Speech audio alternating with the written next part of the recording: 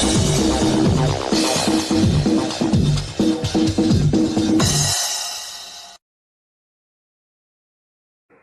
عرب میں Pakistan doctor group کی جانب سے ویبینار منعقد ہوا، جس میں پاک سعودی تعلقات کے علاوہ پاکستانی ڈاکٹرز کے مثالی کردار کو بھی سراہا گیا۔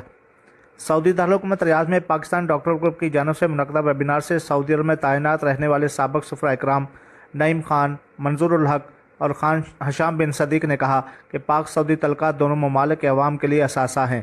دونوں ممالک کے تعلقات تاریخی، مثالی اور مذہبی بنیادوں پر قائم ہیں اور سعودی قیادت پاکستان سے خصوصی لگاؤ رکھتی ہے۔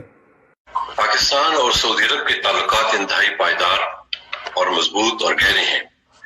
یہ دونوں ممالک کی عوام کا ایک سرمایہ ہے۔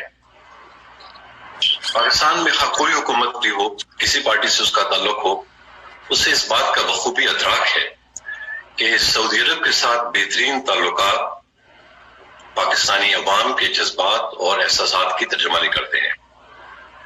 مجھے بحیثیت سفیر سعودی عرب میں سعودی فرمانروا اور حکومتی عہدیداروں سے مل کر اس بات کا احساس ہوا کہ پاکستان کی سعودی عرب کے لیے ایک خاص اہمیت ہے۔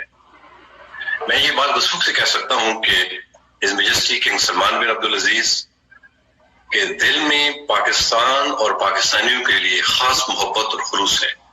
سعودی عرب میں پاکستان کے موجودہ سفیر راجہ علی اعجاز نے کہا کہ سعودی عرب نے ہمیشہ پاکستان کے ساتھ مل کر مختلف ایشوز پر کام کیا ہے اور اب بھی دونوں برادر ممالک ایک دوسرے کے ساتھ کھڑے ہیں۔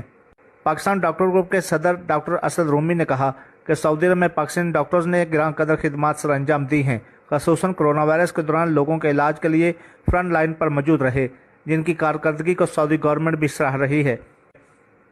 جبکہ جو پاکستانی ڈاکٹر وبا کے باعث شہید ہوئے ہیں وہ ہمارے اصل ہیرو ہیں اور ہمارا فخر۔ ویبینار سے جنرل نوید زمان، انڈس ہاسپٹل کے سی او ڈاکٹر عبدالباری، اخوت فاؤنڈیشن کے بانی ڈاکٹر امجد ثاقب اور دیگر نے بھی شرکت کی اور پاک سعودی تعلقات کے علاوہ پی ڈی جی آر کی کارکردگی کو سراہا۔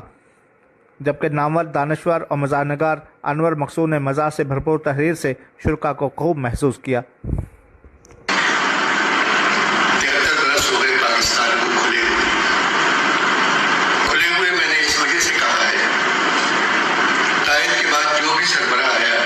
اس نے پاکستان کو دکان سمجھا اور دکان کے مالک کو جب تک دکان سے خود فائدہ نہ ہو دکان نہیں چلتی۔